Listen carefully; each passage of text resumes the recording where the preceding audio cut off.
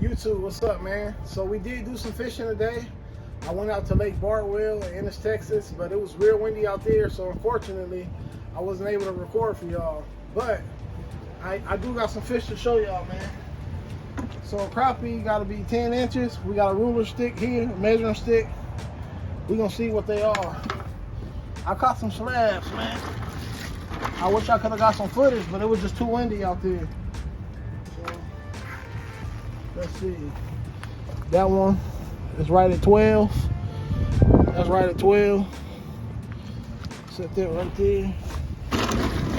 I mean, we got some slabs, man. We got some slabs, y'all. We got some slabs. That one is pushing 12 and a half. Let's see. I only caught 5 fish, but they was quality fish. That one about 12 and a half.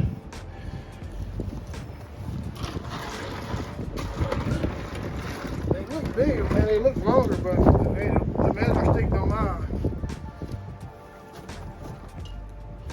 Let me set this one right here. So that one's right at 12. Well, we know they all well over 10 inches. So that's a good thing. That's 12 and a half. So yeah, man. We did some fishing, man. Just wasn't able to get it on footage for y'all. Get some footage for y'all, but hey, I'm gonna show you how I clean the whole crappie, and I'm gonna show you a few different techniques as well. Stay tuned. All right, man, so here we got a whole crappie. So first thing we need to do is scale the fish. So scaling the fish, you want to go from the back towards the head, because if you go this way, it's just real slick. You got to go against the grain. So from the tail towards the head. These scales fly everywhere, so you might want to do this outside if you don't want your wife to cuss you out. So we just knocking these scales off. Make sure you hit the top fan up here. Knock these scales off. Get behind the tail, get underneath here. And what I found, what works best for me is a spoon. They got tools to do this. Those work good as well, but I found the spoon works best for me. So there you have it. Turn them over, do the same thing. And it's a messy job. If you do it in the house, just do it under running water. Or actually stop the sink up and do it underwater. And that way they don't fly everywhere. But I'm outside today with it. So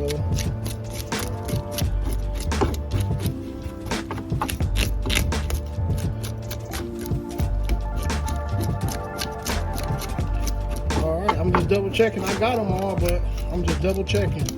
The last thing I want to do is to eat fish that got scales on. So I'm gonna dip this off in the cooler and be right back with y'all. Okay, so our fish is nice and scaled.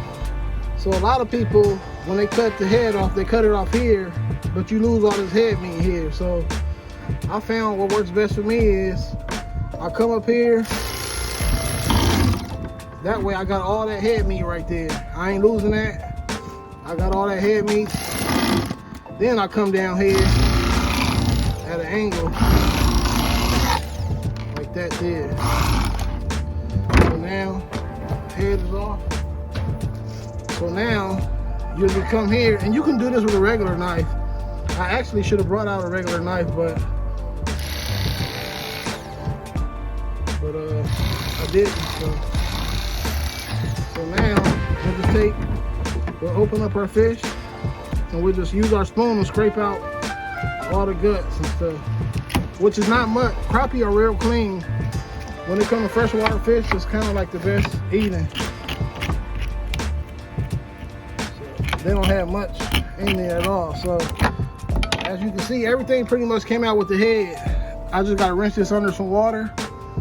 And what I like to do is I like to make slits in here, so while it's frying, it can cook evenly all the way down to the bone. So you see those slits I put in it? Same thing on the other side. All the way down to the bone. That way while it's frying, or however you cooking it, it's going all the way down. So I'm gonna rinse this off real quick. I'll be right back with y'all. So look, man, you see I put my slits down in it? That way it'll cook all the way down to the bone. Same thing on both sides. The fish is clean. Hey, all the insides are out.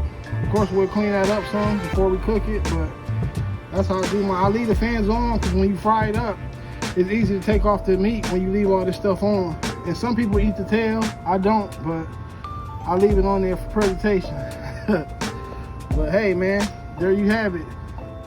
I've been getting asked a lot from different people, what setup do I use when I'm targeting crappie, sand bass, or whatever. So I'm gonna show you the setup I use. Typically year round, I use this 1/16 ounce jig head. That's a 1/16 ounce. I may go lighter or heavier depending on how deep I'm fishing or how windy it is, but typically I use this year round, 1/16 ounce. So now we got our jig head, we got our main line. We're gonna run it through the eye of the jig head. I'm gonna come up about 1.5 feet. I'm gonna double my line over like that. Now I'm just gonna make an overhand knot with my 2 fingers, overhand knot, and I'm gonna feed this jig through 3 times. 1, 2, 3. And now we'll just cinch down this knot that we made. You wanna make sure you leave it here about an inch over the top of the jig. You don't wanna tie the knot directly here because it won't allow it to hang as freely when it's in the water.